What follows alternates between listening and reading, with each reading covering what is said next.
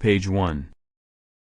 A History of Babylon, 2200 BC AD 75, Paula Alain Beaulieu, 2018.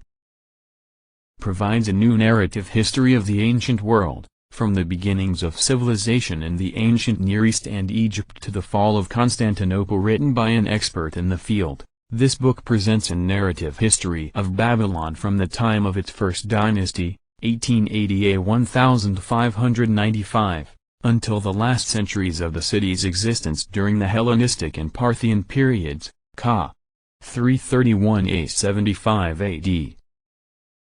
Unlike other texts on ancient Near Eastern and Mesopotamian history, it offers a unique focus on Babylon and Babylonia, while still providing readers with an awareness of the interaction with other states and peoples.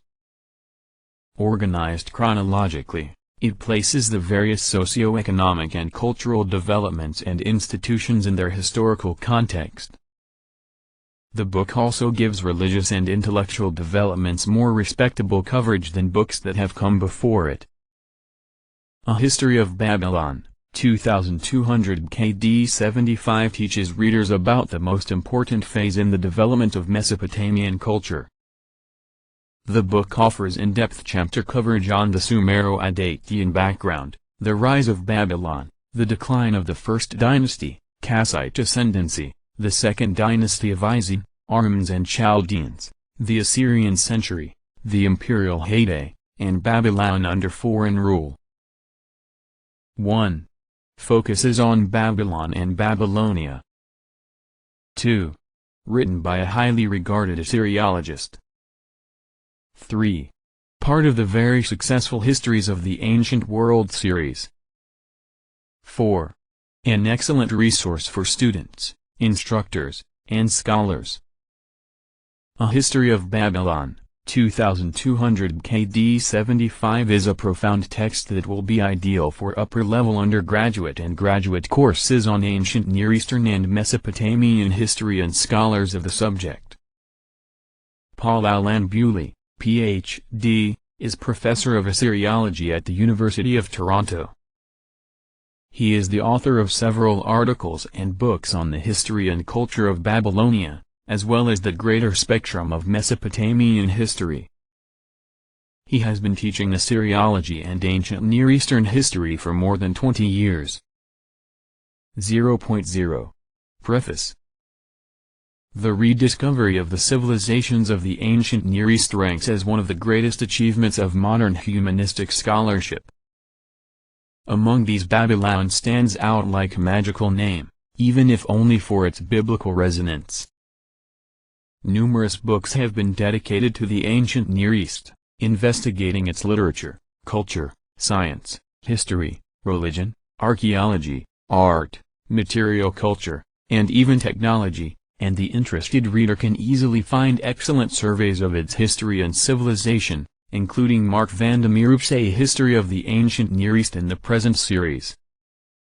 And yet, histories devoted specifically to Babylon remain a rarity.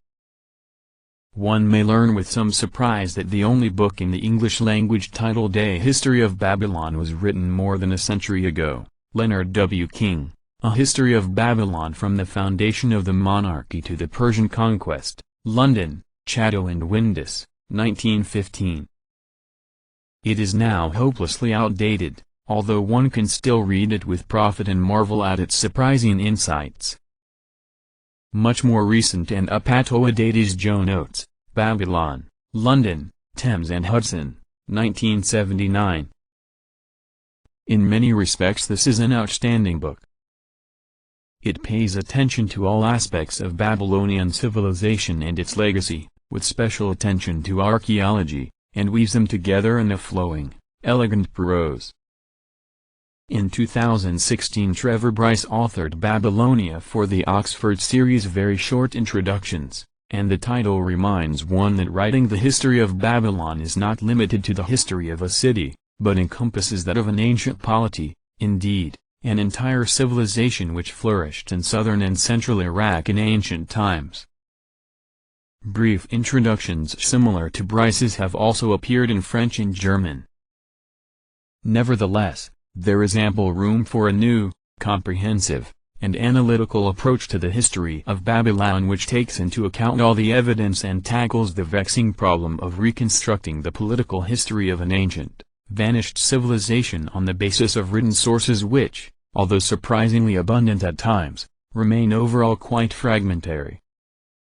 This being said, I believe that enough has survived to enable one to write a continuous narrative, a history in the very traditional use of the term, and this is the purpose of this book, which is both a general introduction and a manual, of interest as much to the lay reader as to college and graduate students, and one which brings to the forefront all the progress made in recent decades. This book has been very long in the making, and acknowledgments are in order. First and foremost, my warmest thanks go to Odette Boyvan, who carefully read the final draft of the manuscript, pointing out many inconsistencies and saving me at times from factual errors. She accomplished this task with remarkable stoicism while writing her doctoral dissertation on the First Dynasty of the Sealand at the University of Toronto. I am likewise indebted to my colleague Clemens Reichel, who commented at length on the second chapter, and to Pieter Seinkler, who commented also on the second and on the third chapters. Many of their suggestions have been incorporated in the final version. I also thank another doctoral student of mine, Jean-Philippe Delorme, who read through the entire manuscript with his keen interest in historical issues. I am grateful to the staff of Wiley Blackwell for their patience during the long period of gestation of this book, and for their efficiency producing it. Finally, a note of gratitude goes to Stephen Bashiak, who freely gave his time to draw the maps without which some of the historical narrative would be hard to follow. I have dedicated this book to the memory of William W. Hello, 1928–2015, my teacher at Yale, knowing that he would have been very proud to see his vision as historian carried on by another one of his students, and my only regret is that he did not live long enough to see it come to fruition. Author's note: the time span covered by this book is almost entirely before our era. Therefore, for the sake of convenience, the acronyms BC and BCE are not used unless absolutely necessary.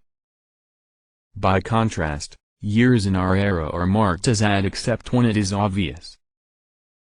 Ancient dates are abbreviated in the following order: month, Roman numeral, day, Arabic numeral, and year. For example, Va17 means 5th month, 17th day, in a given year. Names in ancient languages are spelled with conventional English transliteration rather than with diacritics, thus the name of the synagogue is Shamash rather than Samaz. Long vowels are not indicated, Nabu instead of Nabu. Names of peoples and places appear with their common English form if there is one, thus Nebuchadnezzar instead of the more accurate Nabuchodonosor, Nineveh and not Nineveh, and of course Babylon rather than Babalu or Babili. Words in ancient languages are in italics. When ancient textual sources are translated, passages and words that are entirely or partly illegible are given between square brackets, although these are used sparingly in order to increase legibility. Page 22.